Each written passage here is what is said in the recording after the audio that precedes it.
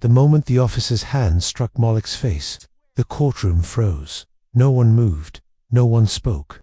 But the silence didn't last long, because the doors swung open, and in walked the one man no one expected, an FBI agent with a badge, a file, and a very personal reason to be here.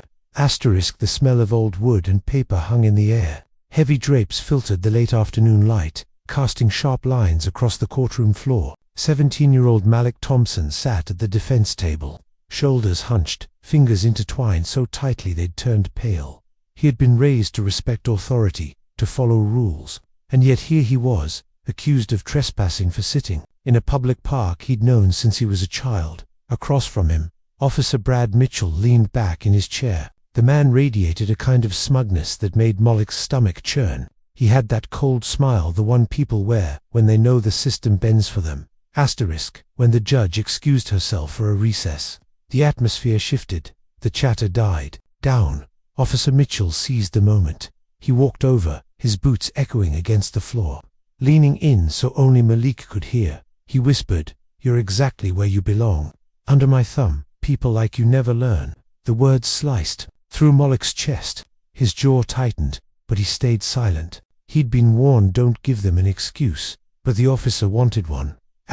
Without warning, Mitchell's arm shot forward. Crack.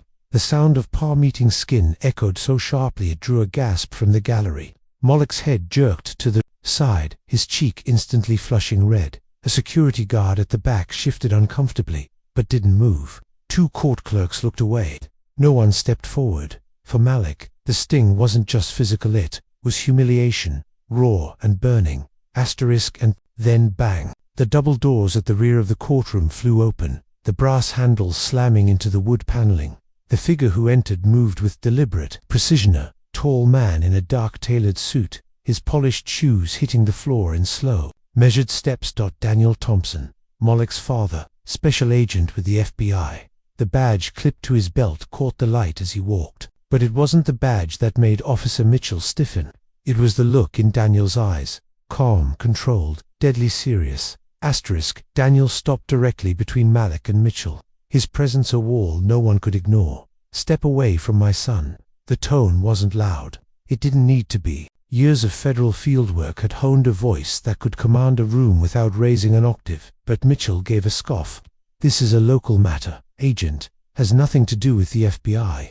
Daniel's jaw flexed. Slowly, he opened the thick folder. In his hand, "Oh, it has everything to do with the FBI. You're standing in the middle of a federal civil rights investigation, and you just added another violation to your file, in front of witnesses." Daniel didn't wait for Mitchell to speak. He pulled out printed stills from courthouse security footage frames, showing the officer's hand mid-swing. Malik's face turned in reaction. Gasps rose from the benches. A few people pulled out their phones, murmuring, "You're done," Daniel said simply, "and you're going to answer for every report in this file." The tension in the room was electric. Even the judge, now back on the bench, leaned forward slightly. It happened fast. 2 U.S. Marshals stepped through the still-open courtroom doors, moving directly to Mitchell's side. His face went pale as they took him by the arms, reciting charges that made even the clerks pause mid-note. Mitchell's protests rang hollow. The badge on his chest no longer shielded him. Malik sat frozen, his mind struggling to catch up.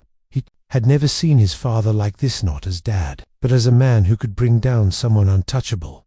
As the marshals led Mitchell away, Daniel turned to his son. He placed a steady hand on Malik's shoulder. "Look at me," he said. Malik did.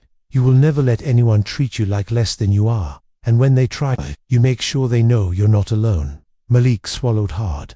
The redness in his cheek still burned, but something in his chest felt lighter, stronger. Outside the courthouse, the press was already gathering. The story would spread not just about the arrest, but about the FBI agent who defended his son when no one else dared to. For the first time that day, Malik smiled, and as they walked together toward the car, Daniel glanced down at him with a faint grin. "Next time, son," he said, "call me before the recess."